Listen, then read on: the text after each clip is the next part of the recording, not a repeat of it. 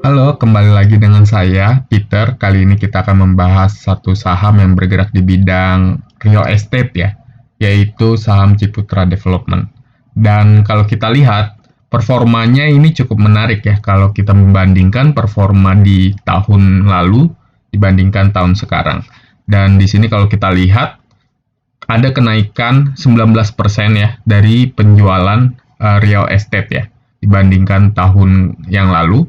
Dan real estate ini merupakan 81% dari total keseluruhan revenue yang dimiliki oleh perusahaan, sedangkan 12% sisanya itu sewa dan yang lainnya di 6%. Jadi kita bisa lebih fokus bahwa perusahaan ini lebih banyak untuk mendapatkan revenue-nya berdasarkan penjualan real estate. Itu yang harus pertama kita catat.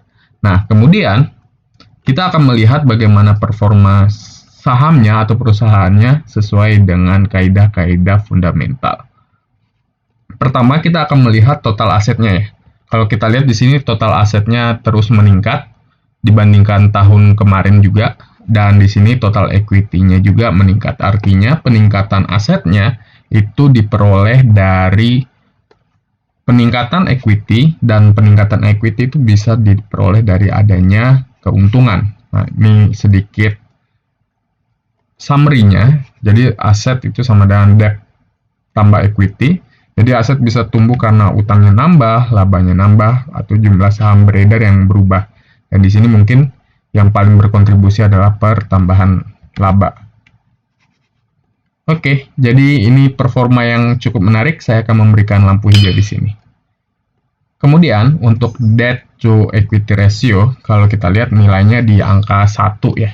Jadi ini performa yang cukup biasa ya. Maksudnya tidak begitu buruk, tidak begitu baik juga ya. Kalau kita lihat di sini,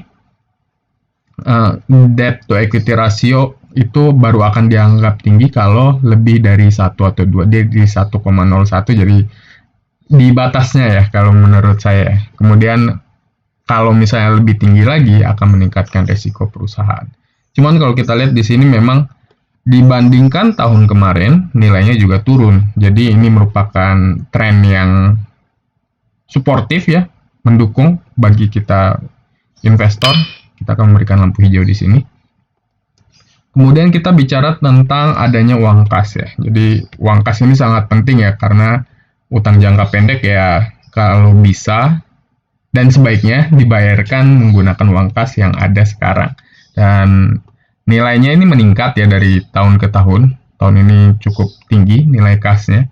Walaupun tidak mencapai 100%, namun ini merupakan performa yang meningkat. Jadi kalau kas rasio tinggi itu berarti perusahaan bisa bayar seluruh utang jangka pendeknya dengan uang kas yang sedang dimiliki. Cuman ini belum nyampe 100%, tapi sini di angka yang cukup aman ya, di 80%. Dan kalau kita bicara dengan cash, kita juga bisa melihat dari cash flow-nya ya. Di sini kalau kita lihat tebal nih yang warna biru. Yang berwarna biru itu adalah arus kas bersih yang diperoleh dari aktivitas operasi. Jadi kegiatan operasinya, kegiatan penjualan real estate-nya tadi, itu menghasilkan cash flow yang tinggi ya. Terutama di 2 tahun terakhir dibandingkan tahun-tahun sebelumnya. Ya ini kalau kita lihat memang performa yang membaik. Kemudian di sini ada yang tebal nih di 2022 yang abu-abu, yaitu jumlah arus kas bersih yang digunakan untuk aktivitas pendanaan. Jadi dia juga membayar utang. Ini merupakan performa yang baik, sehingga pada akhirnya secara net atau bersih ya, kenaikan bersih kasnya itu lumayan tebal di sini ya dibandingkan tahun-tahun sebelumnya. Ya mungkin tahun 2021 juga tebal, lebih tebal, tapi kalau kita lihat ini tahun ini juga membaik karena memang dia juga harus mengkompromikan pembayaran utang ini ya. Jadi ini merupakan performa yang cukup baik ya kalau menurut saya. Saya akan memberikan lampu hijau di sini. Kemudian kita akan bicara tentang profitability-nya ya. Jadi kalau kita lihat di sini, ini revenue-nya meningkat dengan tajam Tapi beban pokok penjualannya meningkat cukup landai ya. Jadi di sini tebel nih net profitnya dibandingkan tahun 2021. Nah, net profit yang tebel ini nih lahannya kita ya nggak sih? Lahan kita sebagai pemegang saham yang akan dibagi-bagikan atau mungkin akan diinvestasikan ulang oleh perusahaan. Tapi ini merupakan performa yang baik ya kalau kita lihat ada peningkatan penjualan, tapi bebannya sendiri tidak meningkat secara drastis. Jadi kalau di sini kita lihat penjualan naik, net profit juga naik, tapi ada juga efisiensi biaya dengan net profit margin yang naik. Margin itu yang tadi ya, jarak antara si revenue-nya tadi dibandingkan cost-cost yang perlu dikeluarkan. Nah, karena itu di sini kita bisa memberikan lampu hijau buat performa dari profitability-nya. Kemudian kita bicara tentang investasi ya. Jadi kalau kita lihat berinvestasi ini ROE-nya terakhir bisa mencapai 8,95 dengan syarat performa yang konsisten ya sepanjang tahun ini. Nah, ini trennya positif. Juga kalau kita bicara times interest earn, itu juga naik ya di angka 3,14. Jadi kan times interest earn ini adalah berapa banyak perusahaan bisa membayarkan bunga utangnya dengan keuntungan yang dimiliki ya. Jadi ini cukup baik karena nilainya besar ya. Lebih baik jika nilainya lebih dari 1. Begitu juga untuk ROE ya. Buat kita yang ingin berinvestasi di sini, tentu ROE yang tinggi juga menjadi pilihan yang menyenangkan buat kita. Karena ketika ROE-nya tinggi, kita bisa lihat biasanya ini sebagai patokan, kalau 3%-an setara deposito, 7%-an ya kira-kira setara reksadana. Nah ini sudah di atasnya ya, nyaris 9%. Jadi ini saya akan memberikan lampu hijau di sini. Lanjut, berikutnya kita akan bicara tentang valuasinya ya. Jadi kalau berdasarkan analisa saya, di sini bisa naik sekitar 29%. Kalau berdasarkan PER, berdasarkan PBV di angka 35,9%. Jadi kalau harga sekarang di 975 mungkin di 1200 atau sampai di 1300 ya. Nah, kalau kita lihat PBV-nya itu sendiri adalah saat ini PBV yang nilainya cukup rendah ya, dengan tren yang menurun ya.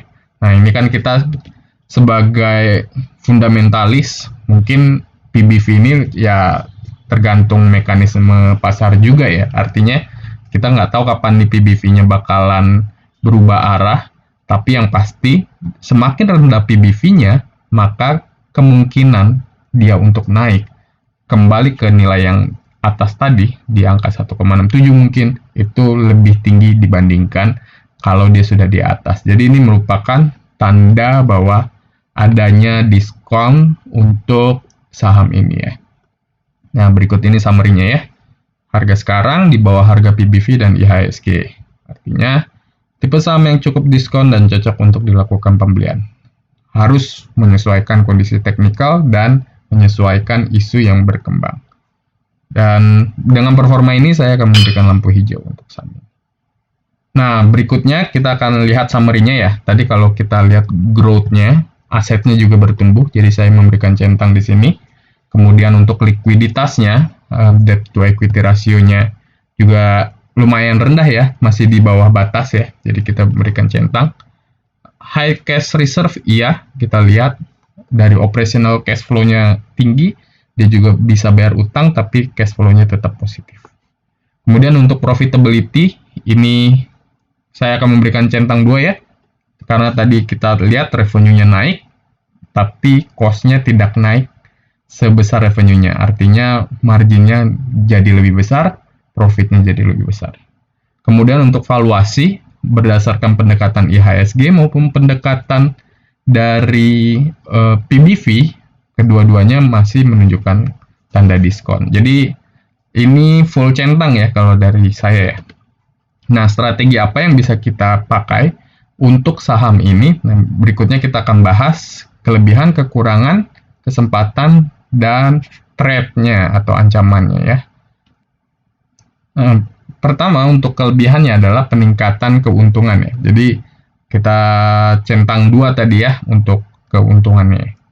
Kemudian tren penurunan. Nah, ini kekurangannya ya. Karena tadi kita lihat secara fundamental mungkin dia masih di bawah ya PBV-nya ya. Tapi kan harga dari PBV-nya itu turun terus. Nah, kita nggak tahu nih kapan akan naiknya. Nah, yang pasti semakin dia turun, jelas PBV-nya akan semakin rendah, dan selama dia menghasilkan keuntungan yang konstan, malah itu akan menjadi keuntungan kalau kita memiliki konsep sebagai fundamentalis ya. Ya, untuk kesempatannya adalah pemulihan ekonomi ya. Artinya dengan adanya pemulihan ekonomi, maka orang-orang akan banyak menggunakan uangnya untuk berinvestasi, dan salah satunya mungkin ya diinvestasi di bidang properti ya, atau real estate ini. Kemudian tantangannya adalah peningkatan suku bunga. Nah, peningkatan suku bunga ini akan mempengaruhi orang-orang yang biasanya membeli rumah secara kredit ya. Karena dengan adanya peningkatan suku bunga, kan dengan adanya inflasi, maka biasanya suku bunga akan naik nih. Nah, ketika suku bunga naik, maka orang kalau minjem duit akan jadi lebih mahal, bunganya akan lebih tinggi. Nah, itu akan membuat keengganan bagi orang-orang untuk membeli rumah secara kredit, dan itu tentu akan mempengaruhi penjualan perusahaan-perusahaan yang bergerak di bidang real estate ya. Jadi untuk my decision, kembali lagi ya, diingatkan ya, jadi ini opini pribadi, dapat berubah berdasarkan perubahan data atau performa, dan bukan ajakan untuk melakukan apapun. Kalau saya untuk di skip, saya tidak akan skip ya, karena faktor diskon. Kemudian untuk short term trading, saya juga tidak akan short term trading, mengingat trennya tadi ya, trennya mengalami penurunan dan sangat bahaya ya kalau misalnya sifatnya trading short term ya. Cuman untuk wait for discount, oke, masih bisa karena trennya tadi ya menurun ya. Kemudian untuk medium term hold saya oke, karena performa dari laporan keuangannya untuk yang terakhir ini cukup bagus ya. Kemudian untuk return investing iya, karena tadi net profitnya tebal, bisa memberikan dividen. Kalau mereka memberikan dividen ya, itu bisa memberikan dividen yang cukup baik juga. Untuk capital gain investing juga iya, karena dari harganya cukup diskon, baik dengan pendekatan PBV maupun pendekatan IHSG. Jadi itu sedikit analisis saya terhadap saham CTRA ya, Ciputra. Kalau teman-teman ada pendapat yang lain, atau kalau teman-teman ada saham yang mau dibahas berikutnya, teman-teman bisa tulis di kolom komentar agar kita sama-sama diskusikan, atau ya nanti saya akan bikin videonya buat teman-teman. Oke, makasih buat waktunya. Jangan lupa untuk nonton video-video yang lainnya, juga subscribe channel ini. Saya Irianto Petrus Binsardo, Peter lah ya, panggilan saya Peter. Sampai jumpa di video berikutnya.